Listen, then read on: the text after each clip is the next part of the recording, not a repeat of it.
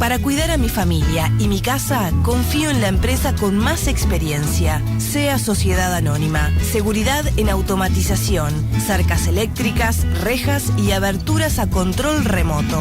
2-601-2611. seaportones.com.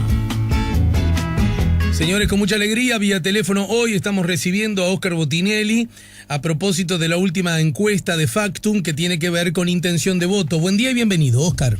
Buen día, ¿cómo te va? ¿Cómo andas? Bien, ¿vos también te estás preparando para el Mundial? Bueno, primero me estoy preparando para este cambio climático que tenemos de frío, calor, humedad, lluvia. Bueno, quizás eso pueda terminar oficiando como una buenísima excusa para, metidito en el rancho, no perderse ningún detalle del Mundial, ¿no? Bueno, lo que pasa es que todos los que nos dedicamos a la política, ya sea hacerla o analizarla, entramos de vacaciones esta semana, después de Uruguay-Uzbekistán, hasta, esperemos, el domingo 15 de julio. Claro. Cuando se juegue la final. Esto que acabas de decir, que ya lo sabemos todos, es más, me parece que cada vez más se dice y se admite abiertamente por los protagonistas de la política. Me da la sensación que un tiempo atrás quizás hubiese causado un poco más de pereza admitirlo. Hoy da la sensación que se hace y todo el mundo lo entiende. ¿Es una práctica también común en otras latitudes, en otros países, en otras naciones, en otras sociedades? No. Primero, Uruguay se admite tan abiertamente que recuerden que para el 2014 se corrió, claro. Se corrieron las elecciones. Sí. Las elecciones que tenían que haber sido el último domingo de junio, se hicieron el 1 de junio, era una ley que se votó el año anterior, el 2013, donde está explícitamente fundamentado que es para que no coincida con el Campeonato Mundial de Fútbol. Y eso se cambió cuando Uruguay le iba muy bien, pero todavía faltaba muchísimo las eliminatorias, y fue cuando empezó a caer enseguida se aprobó la ley. Cuando Uruguay, de estar seguro clasificado, empezó a estar en los lugares de riesgo, ¿no? Sí. Y esto no conozco antecedentes de otros países, se aminora un poco, pero uno mira tanto Brasil como Argentina y no, el fútbol no opaca completamente toda la actividad como pasa acá, ¿no? Bien. Se dio a conocer la última encuesta a propósito de intención de voto, que votarían los uruguayos si hubiera elecciones el próximo domingo. Esto fue en el arranque de mayo, si mal no recuerdo, ¿no? Sí, fue del 3 al 14 de mayo, la encuesta que nosotros adjudicamos al segundo trimestre del año, que normalmente, Mundial delante, se hace a fin del trimestre, y esta vez lo hicimos a mediados del trimestre, porque a fin del trimestre estamos mundializados. Claro. Si hoy hubiera elecciones, el Frente Amplio recogería el 35% de los votos, el Partido Nacional el 32%, Partido Colorado 7%, Partido de la Gente 6%, Partido Independiente 6%, Unidad Popular 12%, y el voto... 2%, perdón, Unidad Popular, y el voto en blanco, anulado, otros, indefinidos, todos en un universo que llega a un 13%. 12%. ¿12? Sí. 12%. ¿Sabes qué? Estoy leyendo en la gráfica hay 12, y el resumen que está en la propia web dice... bueno, ahí debe haber un error. Ahí tenemos que corregir. La gráfica está bien. De Factum. Estoy leyendo así el sitio web de Factum, sí. Bueno, lo tenemos que corregir. Ya mismo termina la nota y manda la indicación. En todo caso, estos datos, ¿qué cosas confirman y cuáles lucen como novedades? Bueno, digamos, lo que confirma es que hay muy poco movimiento en el escenario. Pero por otro lado, ese poco movimiento no es neutro. Primer cosa, al cerrar el trimestre pasado, el Frente Amplio estaba 6 puntos por encima del Partido Nacional, y ahora está 3. El Frente Amplio cae un punto, lo cual muchas veces no es necesariamente caída, sino que puede ser movimientos estadísticos de una encuesta a otra. En realidad, como la encuesta tiene 90 preguntas y no solo una, mirando el resto y sacando conclusiones cualitativas, uno ve que el fenómeno es un poco más complicado que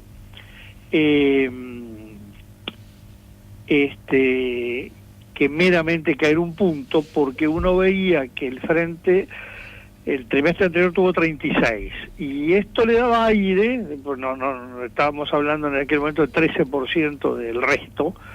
Normalmente entre anulado, en blanco, otros siempre andan entre el 3 y el 4, si supongamos el 4 queda un 9 para repartir. Y eso le daba aire al frente, pues se veía que había el frente amplistas todavía un poco desilusionados, pero que no terminaban ratificando el voto, y eso el frente lo dejaba en el 41, incluso ese análisis lo hicimos en el momento. Y hoy vemos que sin números claros, pero que cualitativamente el aire que tiene el frente es un poco menor que el que tenía el trimestre pasado. Y repito que esto fue hasta el 14 de mayo, vale decir, no está recogiendo el procesamiento de Sendik. Bueno, ¿no? Te me adelantaste obviamente a una lógica pregunta, porque yo recuerdo haber conversado contigo. Sendik terminó desde la perspectiva de la intención de voto transformándose en una pésima noticia para el Frente Amplio. Pero una vez que renunció la sensación fue, creo que hasta te cito textual, una especie de alivio del Frente Amplio cuando el problema como que se lo sacó de encima, ¿no? Ahora, ¿este procesamiento puede volverlo a traer a la mesa? Hay una cosa que es esta. Cuando empieza el caso ANCAP, el Frente Amplio cae estaba por el 42, 44, que es un buen dato después de las elecciones. Había tenido el 48, 42, 44 normal, había caído al 35. Y cuando empieza el caso Sendik, ya vinculado a la persona, vinculado al título, vinculado a todo, ya cae al 29, 30, 31, con el cual se movió todo el año 16 y el 17 hasta mediados de año. Él renuncia y el Frente inicia una línea ascendente, 33, 34, 36, línea que ahora se corta. Yo sostuve, tú me citas correctamente, que el procesamiento iba a ser neutro porque ya se había, de parte del Frente Amplio, pagado todos los costos. Ahora bien, es neutro, ya que estamos con el fútbol, cuando uno no se le ocurre jugar como diversión a tirar a ver si convierte en el propio arco. Y el Frente Amplio, comparemos, últimamente, yo no hablo para el pasado porque todo el mundo tiene ejemplos para defenderse y atacar al otro, pero en los últimos tiempos el Partido Colorado tuvo un episodio que fue el de Sanabria, en Maldonado, Francisco Sanabria, ligado al cambio Nelson, y en 24 horas Sanabria no era más el secretario general del Partido Colorado de Maldonado y había sido llevado a renunciar a la banca como diputado suplente. ¿Correcto? Correcto. El Partido Nacional hace unos años tiene una decisión que es de suspensión automática de toda persona que es procesada, por supuesto hasta que termine el juicio y después se verá, pero hay una suspensión automática.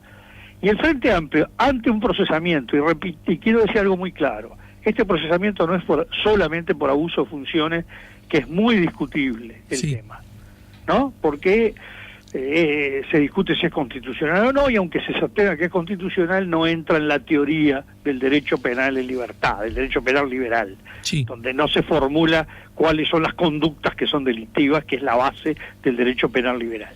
Acá es por peculado, y el peculado ya no es discutible constitucionalmente, y el peculado tampoco es un delito político, es un delito personal contra la administración.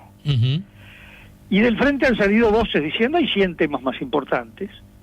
Tema candidatura se verá más adelante, como si lo que se queda es no si se inhibe a alguien de candidatura, sino se lo elige, son dos temas distintos. Incluso a quien dijo, yo tuve 3 o 4 procesos encima cuando tuvo 2 confusiones. Él no tenía procesos encima, tuvo condenas que cumplió y ya estaba cerrado, y además habían sido con inspiración política o con exodelitos políticos y en otro contexto del país.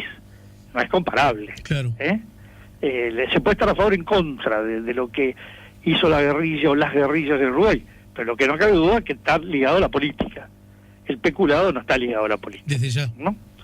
Y el Frente Amplio no adopta la actitud del Partido Colorado ni del Partido Nacional, ni la actitud que salieron reclamando las bases en septiembre y 100 personalidades firmando documentos, sino que empieza a enredarse cómo discutir, y ahora sí usa el Mundial, esto ya no es casualidad, para tirarlo para después del Mundial a que se reúna el plenario a ver qué se hace. Esto puede afectar al Frente. ¿Y por qué?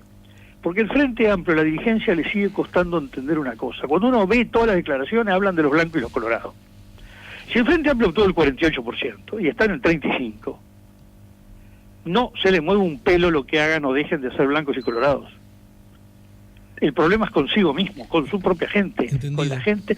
Si el Frente Amplio no perdiera uno solo de los que tuvo, retiene la presidencia de la República y probablemente la mayoría parlamentaria. El tema es que pierde su gente. Y es a los frente amplistas los que le tiene que hablar la dirigencia. Y a propósito de esto último que señalás, perder su gente o no, 5 años atrás, ¿qué tanto se parecía el panorama a propósito de intención de voto? Bueno, 5 años atrás el Frente Amplio estaba en el 44%. Y hoy está en el 30, y obtuvo el 48%. Y hoy está en el 35%. O sea, 9 puntos menos, 9 puntos más. Estaba 9 puntos más de lo que está hoy. Es mucho, ¿no? Y entonces, Óscar, yo sé que ustedes necesariamente tienen que ser cautos y está muy bien que así sea, pero hay cosas que me parece que ya se pueden decir. Por ejemplo, es muy difícil que un partido en la próxima elección gane en primera vuelta. ¿Estamos de acuerdo? Sí, eso uno diría que tendría que ocurrir hechos extraordinarios para que eso ocurriera, ¿no? Y la otra cosa que ya podemos saber, además de que va a haber segunda vuelta, es que la segunda vuelta va a estar protagonizada por el candidato del partido de gobierno y por el candidato del principal partido retador, que es el Partido Nacional. Sí, hoy, si no hay cambios en el escenario, aunque hay un cambio que se va a empezar a ver después del Mundial, que no necesariamente implica que este balotaje sea diferente, pero la aparición de Sanguinetti mueve el tablero. Es el Partido Colorado que está en el fondo de su historia, nunca estuvo tan abajo, entre 6 y 8 lo que da las encuestas nuestras de largo tiempo y lo que dan los colegas también. Bueno, tiene ahora le aparece una potencia, la formación de este sector llamado Ballista con Sanguinetti, ex vicepresidente Hierro López, ex ministros como Luis Mosca, como Didio Perti, varios diputados, y un Sanguinetti que salió con toda su potencia, que sin duda tiene un desnivel sobre muchos otros dirigentes políticos, y esto tenemos que no decir qué va a pasar, sino decir esto abre la puerta a observar que puede haber cambios en los escenarios. Hasta dónde llega no se sabe. O sea, para decirlo blanco sobre negro, cambios que impliquen crecimiento de la intención de voto del Partido Colorado. Bueno, sí, por supuesto. Me parece muy difícil que el Partido Colorado pueda caer de donde está. Bien. Sigue como está, es que no hay cambios. La idea que esto algún impacto va a producir, lo que es muy difícil predecir es la magnitud del impacto, ¿no? Y bueno, y entonces apoyándome en esto último y mirando simbólicamente la fotografía en el Parlamento el otro día, en la que se produce una reunión con Sanguinetti, porque Sanguinetti la convoca, sí, con los senadores y precandidatos Lacalle Pou y Larrañaga. Y yo sé que ustedes nos han enseñado, y los números nos enseñan, que los votos no se acarrean como ovejitas, ¿no es cierto? Exacto. Pero también sabemos que si hay un candidato del frente de un lado y hay un candidato o blanco o colorado, la inmensa proporción de los blancos o colorados, según el caso, van a votar por el candidato que le haga fuerza al candidato del Frente Amplio. ¿Estamos de acuerdo también? Sí. El problema mayor que tienen los partidos tradicionales en que los 3 balotajes que hubo hasta ahora no han logrado que ese candidato, Valle en el 99, aunque ganó, Lacalle Herrera en el 2009, Lacalle Pou en el 2014, ninguno logró ir detrás suyo la totalidad de la suma de los votos Partido Nacional y Partido Colorado. Y este es un dato, es decir, que siempre hay goteras Está bien, pero a lo que ya que hablaste de esa primera segunda vuelta, ¿no? Que fue la que consagró en la presidencia al doctor Jorge Valle, ¿no es cierto? Sí. El Frente Amplio fue el partido más votado, Tabaré Vázquez fue el candidato más votado, Sí. y llegó al 40%, ¿no es cierto? En octubre sí, al 39% del total de votantes. Hoy el Frente Amplio tiene 35. A mí me da la impresión, y corregime, es lo que necesito, que me corrijas, que el Frente Amplio, de aquí en más, de mantener este tránsito, esta tendencia, se va a parecer a la votación, se va a parecer más a la votación que tuvo en octubre del 99 que en los otros octubres subsiguientes. ¿Me explico? Bueno, sí, probablemente esté... a ver, todo indicaba que iba a estar muy por encima del octubre del 99 y por debajo de los otros octubres, como decís tú, ¿no? Sí. Pero ahora se abre una incógnita que es qué va a pasar con el Frente Amplio, porque uno normalmente cuando hace algún tipo de especulación, la hace sobre la base de que cada uno va a tratar de hacer lo mejor posible las cosas, ¿no? Y el Frente Amplio entró otra vez a hacerlas mal. Entonces, bueno, ahí cambian todos los escenarios. Cada vez que aparece un caso de esto se enreda y no lo sabe resolver, o de repente lo sabe resolver y está a contrapelo lo que piensan muchos de sus votantes. Y dice, no, el Frente Amplio tiene que salir a defender a Sendik. Ah, bueno, es un camino. Y ahí uno puede predecir el resultado. Pero el tema es que el Frente tiene que desembocar, y si desemboca otra vez en un tiro y afloje, como ocurrió el año pasado en septiembre, bueno, de aquí a las elecciones ya le queda menos tiempo para una recuperación de un desgaste que tenga, ¿no? Exacto. Es decir, va a tener desgastes objetivos porque la economía no está mal, según la percepción de la gente, pero no está lo bien que estaba antes. Hay restricciones presupuestales, tiene la rendición de cuentas por delante, tiene los consejos de salarios por delante, y a esas cosas objetivas se le agrega esto subjetivo de un Frente Amplio que la diferencia con lo que ocurrió antes es que mientras había una dirigencia media monolítica en el silencio con el tema, salvo el Tribunal de Conducta Política y el estallido final, ahora ya salió muy fuerte, extraordinariamente fuerte Astori con el tema. Sí, ¿no? claro, sin duda alguna.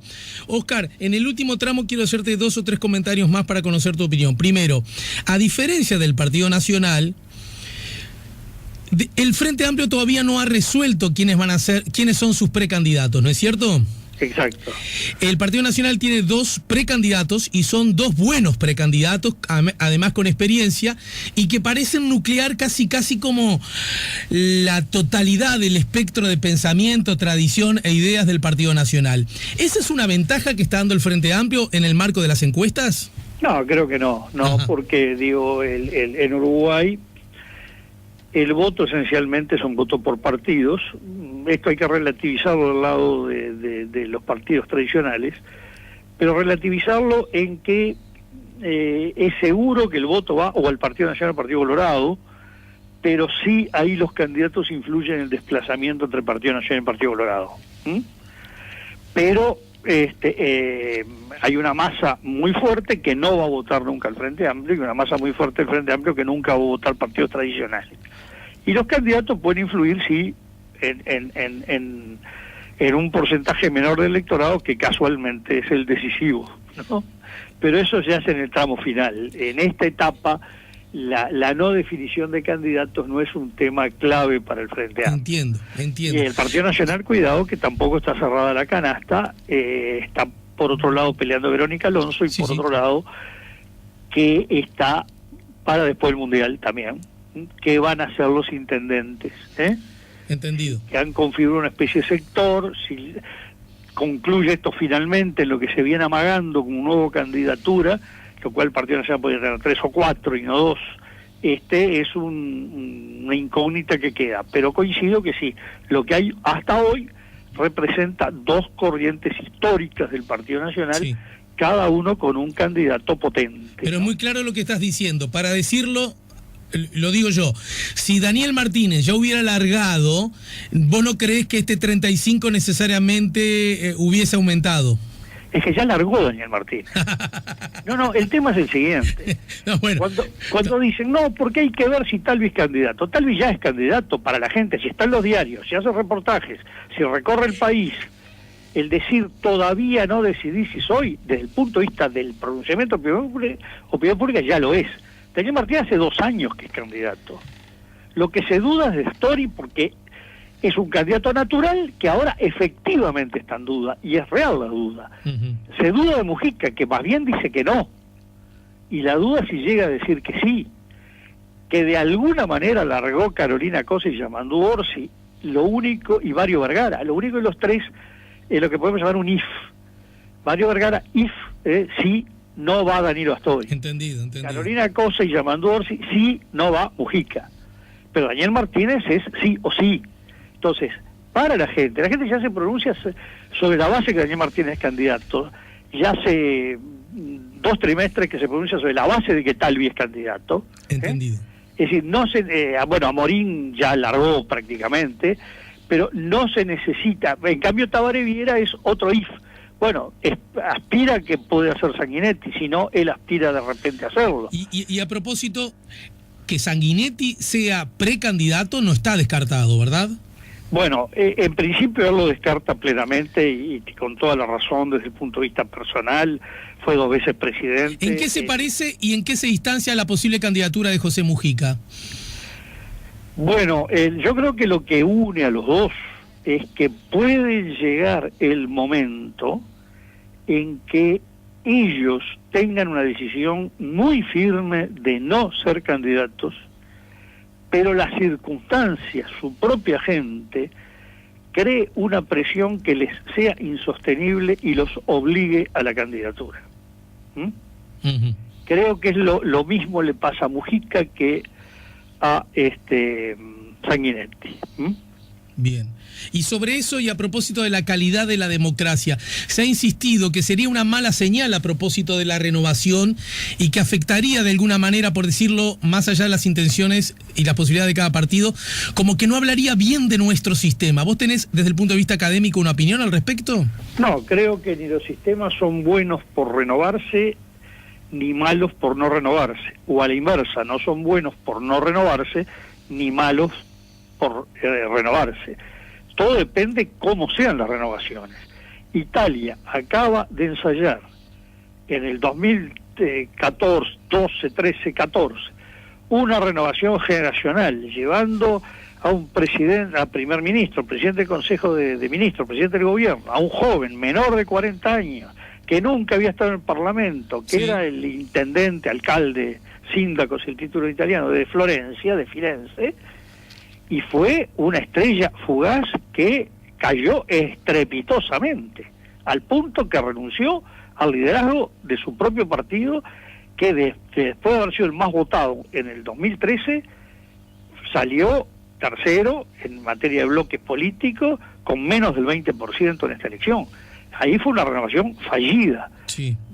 Sánchez en España, que pareció una renovación fallida, aparentemente puede llegar a ser exitosa.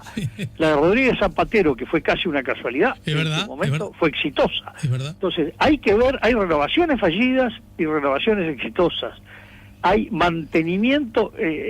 Angela Merkel acaba de ganar la 4ª elección consecutiva y nadie reclama que se vaya, salvo los que discrepan con su política, pero no porque hace demasiado tiempo que está. Claro. Entonces, en cada caso lo que hay que analizar es si es necesario renovar o no, si los que vienen como renovadores son más potentes que los viejos, llamémosle, o no. Claro, está bien. Y eso depende de cada país, de cada etapa y de cada partido, además. Para terminar, vos dijiste, el Frente Amplio termina la elección, que lo consagra por 3ª vez consecutiva al frente de la presidencia, y al poco rato tiene un apoyo del 42-44% que vos recién adjetivabas como muy bueno, ¿no es cierto? Normal, sí, porque siempre las encuestas marcan que hay un porcentaje de gente que vota un partido y en el periodo entre elección y elección se retrae, de repente pues está en duda o porque está muy lejos de la política. por eso que el Partido Nacional hoy esté por encima de lo que votó, ya que estuviera igual que lo votó, es que creció. Sí. ¿Ah? Pues lo lógico es que estuviera en el 25, 26, está en el 30 estaba en el 31, ahora está en el 32. Bien. Está por encima de lo que votó. Quiere decir que está más fuerte que la elección pasada. Y tú marcaste además que primero con ANCAP, que pierde casi 10 puntos o más, según el caso, y después con Sendik, que vuelve a tener otro empujón a la baja de 5 o 6 puntos. La pregunta es esta: el ciudadano que votó al Frente Amplio en la última elección, que en buena medida lo votó 3 veces seguidas, podríamos decirlo, ¿no? Bueno, algunos lo vienen votando desde que votaron por primera vez, otros desde el 71. Me refería a las veces. Claro. Y teniendo en cuenta que desde la perspectiva estrictamente económica, alguno de los índices, el peor momento dentro de los momentos que nunca fueron malos del todo, ya habría pasado. ¿Es posible que el Frente Amplio pierda la elección con crecimiento económico en base a qué ítems aún sin resolver? ¿La inseguridad y la educación son tan fuertes como para hacerle perder la elección a un partido? El tema es el siguiente: las elecciones no se definen normalmente por un solo tema. El voto de la gente es muy complejo, son muchas las dimensiones. Para empezar, en un país como Uruguay, con partidos sólidos, la pertenencia partidaria, es decir, el que es blanco, colorado, frente amplista, cuando deja de votar es porque llega a un punto que se puede llamar de ruptura. Sí. En el Frente Amplio, mucho más importante lo que ocurre como desilusión ética, no solo porque pueda haber un delito peculado como este caso, sino también porque la gente considera que ha habido despilfarros, o lucha a codazos por los cargos, o clientelismo, nepotismo, esas cosas, degradan un poco la adhesión de los fieles. Sí. Y luego las cosas concretas. Bueno, sí, en un momento golpeó el IRPF muy fuerte un segmento del frente que en principio lo perdió, un sector de clase media, más bien profesional, o pequeños, medianos comerciantes, fabricantes, que el frente lo perdió. Pero por otro lado, sí, lo económico incidió que ganara en los niveles más bajos, en los niveles más populares. La seguridad hasta ahora nosotros nos da contra lo que, primero, para que no se entienda mal, porque alguno dijo, pero entonces son delirantes, creen que a nadie le importa la seguridad. Una cosa que un tema importa y otra cosa que el tema lleva a cambiar el voto. Por supuesto, entendido. La seguridad es el tema más importante para todos los uruguayos, pero el tema es que en general creen que la responsabilidad es difusa, que bien ha atravesado gobierno todos los partidos, y que no le den mucha solución a nadie, incluso cuando el gobierno endurece mucho, mucha gente dice, ¡ay, qué horrible, cómo están atropellando a la gente! Y cuando ablanda, ¡ay, qué perdón que tienen los delincuentes! Es decir, también se mueve en que no se sabe la propia gente qué es lo que quiere. Entonces, nosotros más no le vemos a la seguridad un elemento tan clave, o a la educación en particular, pero sí a la suma de elementos. La seguridad influye, obviamente, para crear un clima de malestar con el gobierno. La no solución de la educación empieza a preocupar, no están los primeros problemas de la gente, empieza a aparecer el tema vivienda, empieza a aparecer el tema desempleo, ese sí puede golpear un poco más fácil, más fuerte, ¿no? Sí. Pero no es un tema, la idea de que hay una decisión, como se dice, univariada, que determina el voto, está demostrado que en sociedades altamente politizadas, con gran cultura política y con un sólido sistema de partidos, como es el caso de Uruguay, hay que relativizar mucho una sola variable, hay que mezclar muchísimas variables para ver cómo inciden en el voto, ¿no? Bueno, Oscar, por hoy te dejo y te agradezco mucho y nos reencontramos más temprano que tarde. Gran gusto con ustedes. Gracias, Oscar, muy amable. Hasta luego. Oscar Chao. Botinelli de Factum nos ayudó a poner la mañana en camino. Para cuidar a mi familia y mi casa, confío en la empresa con más experiencia. SEA Sociedad Anónima. Seguridad en automatización, cercas eléctricas, rejas y aberturas a control remoto. 2-601-2611. seaportones.com